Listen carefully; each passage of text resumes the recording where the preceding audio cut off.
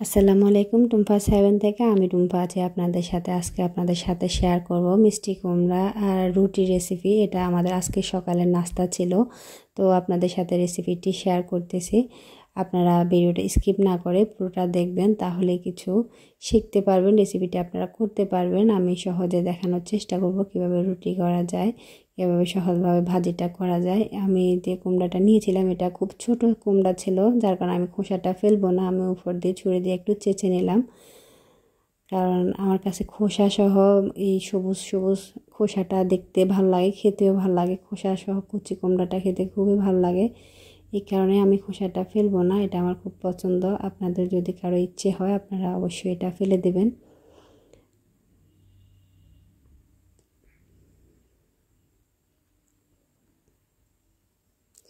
আমি এখানে 5 এর তেল দিয়েছি।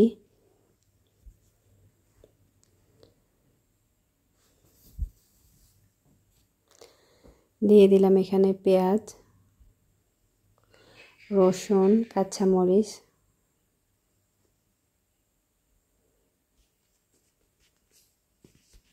আমি এগুলো একটু নেড়ে ছেড়ে ভেজে নেব যাতে পেঁয়াজের কাঁচা গন্ধটা চলে যায়। দিয়ে দিলাম টমেটো,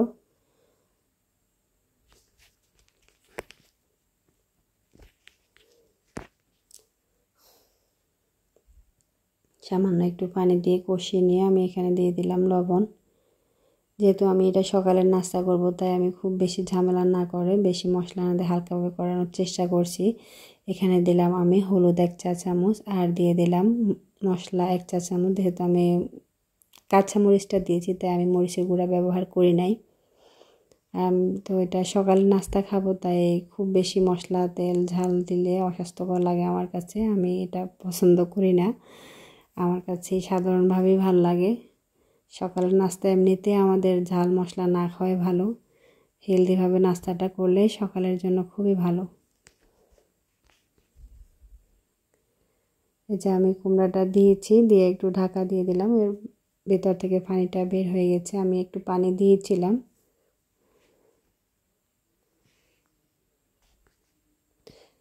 আমি নেড়ে ছেড়ে কুমড়াটা ভেজে নেব সুন্দরভাবে সিদ্ধ হওয়া পর্যন্ত। আপনারা ধৈর্য ধরে একটু রেসিপিটি দেখুন। রেসিপিটি স্কিপ করলে কিছু বুঝতে পারবেন না। এমনিতে রেসিপি বড় হয়ে গেলে অনেকেই দেখতে চান না, যতটুকু সম্ভব আমরা ছোট করে দেওয়ার চেষ্টা করি। সারাদিন অনেক কষ্ট করে ভিডিও করে এটাকে ছোট করে দিতে হয় আপনাদের জন্য। আমি এখানে দিয়ে দিলাম ধনিয়া পাতা,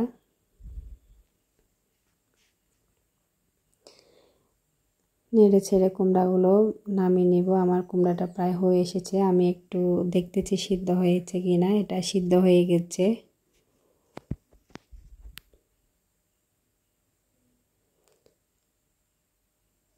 আমার রেসিপিটি যদি আপনাদের ভালো লাগে লাইক কমেন্ট শেয়ার করবেন, সাবস্ক্রাইব করে চ্যানেলের পাশে থাকবেন।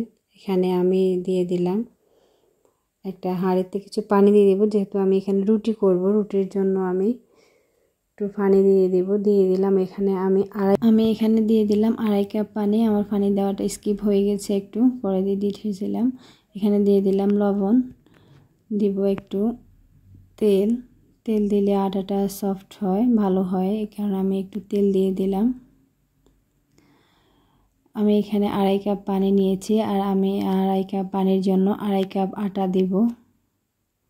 আমি এখানে বসুন্ধরা প্যাকেটের আটাটা ব্যবহার করছি। আপনারা যে কোনো আটা বা ময়দা দিয়ে এই ডোটা এভাবে বানিয়ে নিতে পারেন পছন্দ অনুযায়ী। আমি 2.5 কাপে, যে কাপে পানি দিয়েছি সেম কাপে আমি 2.5 কাপ আটা দিয়ে দিচ্ছি। আমি এখন এটা নেড়ে দেব, একটু নাড়াচাড়া করে রেখে দেব। এখানে আপনাদের কাছে মনে হতে পারে ডোটা এখন একটু পাতলা আছে, কিন্তু এখানে আর কোনো আটা দেওয়া যাবে না। এটা নামানোর পরে অনেকটাই শক্ত হয়ে যাবে। যদি এর থেকে বেশি আটা দেন পরে ডোটা বেশি শক্ত হয়ে যাবে, রুটিটা তৈরি করতে কষ্ট হবে বা রুটিটা ভালো হবে না, খেতে ভালো লাগবে না। আমি এটা ঢাকা দিয়ে 5 মিনিটের মতো রেখে দিয়েছি। দেখুন আমার আটাটা সুন্দরভাবে হয়ে গেছে। এখানে কিন্তু কোনো পানিও নেই, ভাত খুব বেশি নরমও না আটাটা, আবার খুব বেশি শক্ত না। আমি এটা একটু ঠান্ডা করে নেওয়ার চেষ্টা করতেছি, যেহেতু আটাটা এখনও গরম।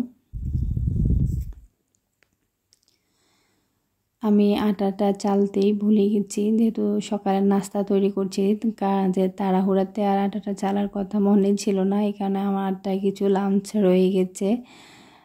আমি ভাবছিলাম এটা প্যাকেটের আটা, নতুন প্যাকেট নিয়ে আসছি, দেখলাম এক্সপায়ার ডেট প্যাকেটটা কয়েকদিন আগের তৈরি, ভাবলাম হয়তো ভালো ফ্রেশ আটা, কিন্তু প্যাকেটের ভিতরে এই অবস্থা। তো আপনারা অবশ্যই আটাটা চেলে ব্যবহার করবেন। আমি আটাটা সুন্দর করে মথে নিচ্ছি, দেখুন আটাটা কত সফট হয়েছে।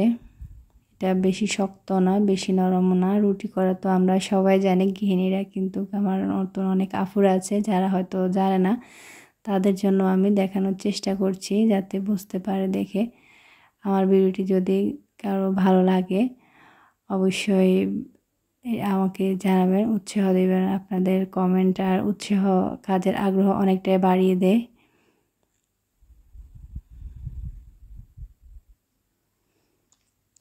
আমি একটা রুটি তৈরি করে দেখাচ্ছি।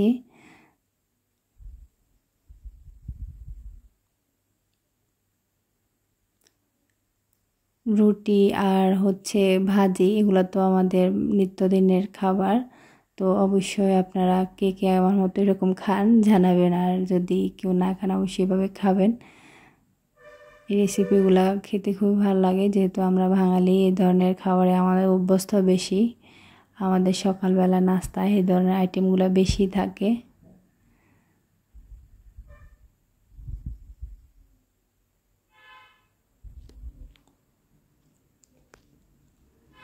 এই যে আমি একটা রুটি এখন ছেঁকে দেখাচ্ছি। রুটিটা যখন একটা পিঠ মনে হবে হচ্ছে, আপনি দেখলে বুঝতে পারবেন একটু, এই যে আমি একটু দেখাচ্ছি, এটা তখন আরেকটা পিঠ উল্টে দেবেন। আমি কিন্তু রুটিটা নাড়াচাড়া কিছুই করতেছি না, রুটিটা এমনিতেই ফুলে গেছে। আপনাদের বোঝানোর জন্য আমি একটা ছেঁকে দেখিয়ে দিলাম, আরও একটা রুটি আমি ছেঁকে দেখিয়ে দেব।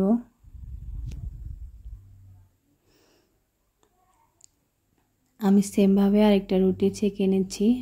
আপনারা রুটিটা দিয়ে সাথে সাথে উল্টাতে যাবেন না, 10-15 সেকেন্ড একটু অপেক্ষা করবেন। চুলার আঁচটা সবসময় মিডিয়াম রাখবেন, লোতেও রাখবেন না, হাইতে রাখলে পুড়ে যাবে, আর মিডিয়াম রাখলে রুটিটা শক্ত হবে। মিডিয়াম আছে রেখে একটা ফিট হয়ে গেলে আরেকটা ফিট উল্টে দেবেন, এতে রুটিটা নিজে নিজেই ফুলবে। আর এখানে চাপাচাপি কোনো কিছুই করার দরকার নেই। অনেকে বলে রুটি ফুলে না বা রুটি ভাজা হয়তো সমস্যা হয়। এই যে আমার রান্নাটা রেডি হয়ে গেছে, আমার সকালের নাস্তা রেডি, মিষ্টি কুমড়া ভাজি আর সাথে সাদা আটা রুটি। কে কে এভাবে খেতে পছন্দ করেন আমাকে অবশ্যই জানাবেন। রেসিপিটি যদি ভালো লাগে অবশ্যই তৈরি করবেন। এই যে আমার নাস্তা রেডি, আজকের মতো এখানেই বিদায় নিচ্ছি। কথা হবে পরবর্তী কোনো রেসিপিতে। আমার জন্য দোয়া করবেন। সবাই ভালো থাকবেন। আল্লাহ হাফেজ।